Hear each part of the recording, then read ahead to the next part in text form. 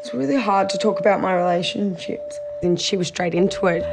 She's just a little kid. Hey guys, welcome to another episode of Therapy Much. I'm Jeremy Scottaglini. I'm a licensed marriage and family therapist in the state of Arizona. We're dissecting Jeremy and Meg's relationship today, so let's continue down that same path without further ado. Just can't stand it when you walk away from me.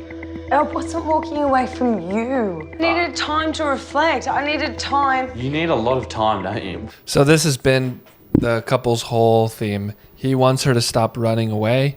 She keeps running away when she feels hurt or upset. She's probably not fully able to just stay there and no problem. When the brain goes into fight or flight, and this happens in a lot of couples when they're in a conflict, when the brain goes into fight or flight, we lose access to certain parts of our brain. At least those parts are inhibited. So for example, the part right here on the right side to do with coherent speech, that gets really muted. The part up here to do with problem solving and rational thinking, that gets really muted. And so really, we're literally, if you were to do a brain scan of Meg and probably of Jeremy as well, when they're in their cycle, they would probably register as having limited brain function, subdued brain function in certain regions that are really important to have a very helpful discussion. That's why we talk about taking a time out. Jeremy needs to give her an out. He needs to give her a way to take a time out, and she needs to commit to coming back after that time out. I've felt brilliant. I've been having so much fun. I just didn't expect people to dislike me as much as what they did. I think all the boys were a little bit hard on Meg. I think all the boys are a little bit hard on Meg. That's the understatement of the year. If you watch the last episode, they literally booed her when she was walking away. Yeah, they're not a little bit hard. They're kind of, yeah, they're very, very uncool guys. But at least he's recognizing, hey, maybe they were a little harsh or whatever. I need to give her some time. I guess she just needed space.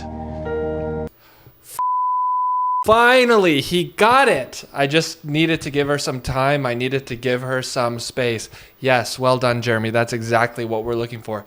Give her a chance to cool down, right? Her emotional tolerance level at the moment, maybe not always, but at the moment is very, very, very small. So she'll get up into her hyperarousal, or actually would it be hypoarousal, where she's withdrawing very quickly.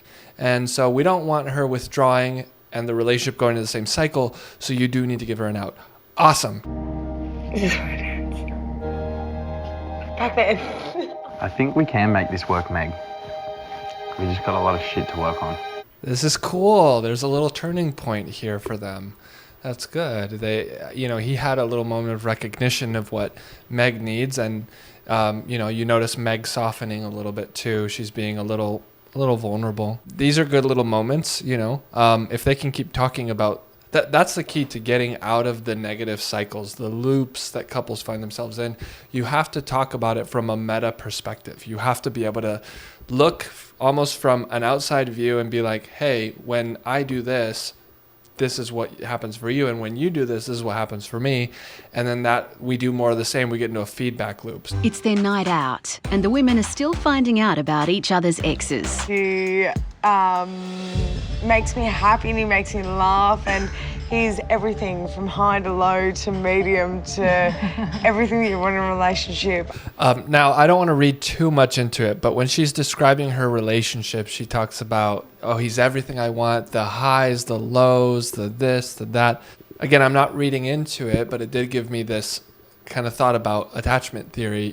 People who have an anxious attachment style have a tendency to really get hooked onto a relationship through the ups and the downs. And I hear this over and over and over in my office. People who are anxiously attached, when they get into a very healthy, secure relationship, the number one word I hear them describe their relationship as is boring, right? They tell me, I don't know, I don't get it. Everything's right. They treat me with respect. They don't make me feel anxious. They answer my texts. They don't call me needy or overbearing. They help me to understand my insecurities without shaming me. But there's just not that, And so we have a talk about that, really that there is kind of a, I don't want to say addiction. Addiction's a strong word, but there is some level of just getting really hooked into when this roller coaster is happening. That means that there's a spark. That means that there's love. That means that there's passion. And in reality, that's something they probably learned from a very, very, very, very young age, that that's what love is. And it's not. That's what attachment anxiety looks like. That's all that is. Do you think he's the one? I'm so nosy. You are very nosy. It's really hard to talk about my relationships. And she was straight into it. She's just a little kid. It's uncomfortable for me, and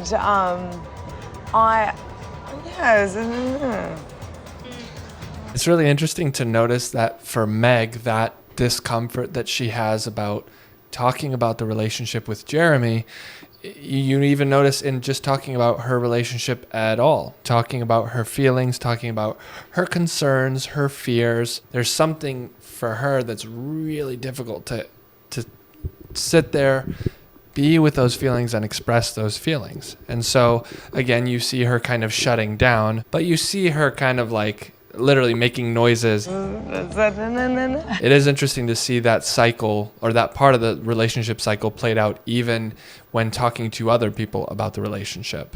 And then I called it quits and I moved to London. Did you run? Yes, you hesitate, you run. Yeah, kind of. Hearing Jeremy admit that he ran, in a way he ran from the relationship. He used the trip to London as kind of an excuse, or as a way to, run. That piques my interest. Because I'm thinking about, in my head right now, about attachment theory, the different styles. So there's securely attached, there's anxiously attached, and avoidantly attached. Anxiously attached would be the pursuer. I'm going to run towards my partner. I feel really anxious when my partner is not there for me. The avoidantly attached person, their biggest fear is getting too close to someone. So what do? They find ways, if they're staying in the relationship, they find ways to push their partner away, to shut down, and run away, at least in the moment. Or sometimes they literally just will run away from a relationship. What we often see happen in a couple's cycle over time is that the anxious pursuing partner, who's the one that's chasing, will flip roles with the avoidant distancer. And so it sounds like Jeremy used to be the more avoidant distancer, and now he's here and he's saying, I'm committed to the relationship. I want to work things out. Please don't run away. And now she's in a place where she's been so hurt that she's running away. So when I see that flip, that's where I know that things have gone pretty south. I hope that made sense. I know that was a lot of words. I adore her. Like I think she is perfect. What is the word? But it's that we struggle to get along. I'm trying to make it work with her like she is my best friend. I like it.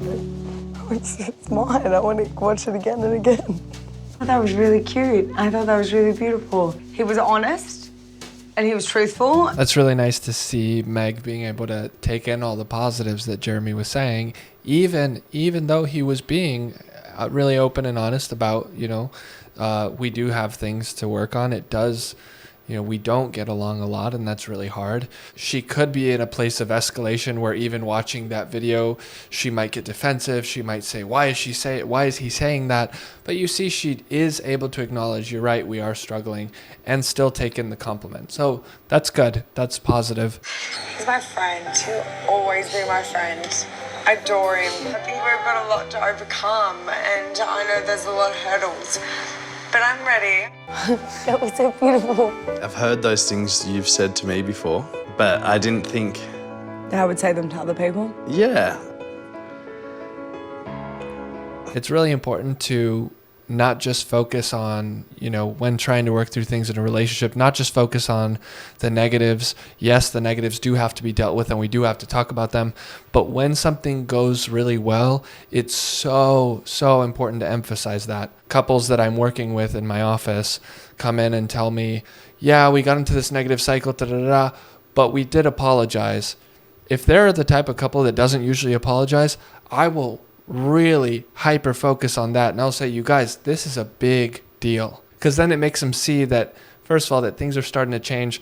Second of all, it builds a little self-esteem for them that, oh, maybe we can do this. And thirdly, it feels nice to be appreciated in the changes that you make. And then you see them becoming a little more aware of how capable they are of getting out of the negative cycle. So again, we'll see if they're able to continue down this positive trend. Not to sound pessimistic, but I have no doubts that they're going to get into the negative cycle again at some point in this series, because it does take a little time to get out of those negative cycles. And like I say, you have to have a lot of different conversations about what is the cycle, how do we get into it, what's really going on in our hearts underneath it when we get into the cycle, and how the heck do we get out. I thought it was kind of funny to see Jeremy's expression in that moment.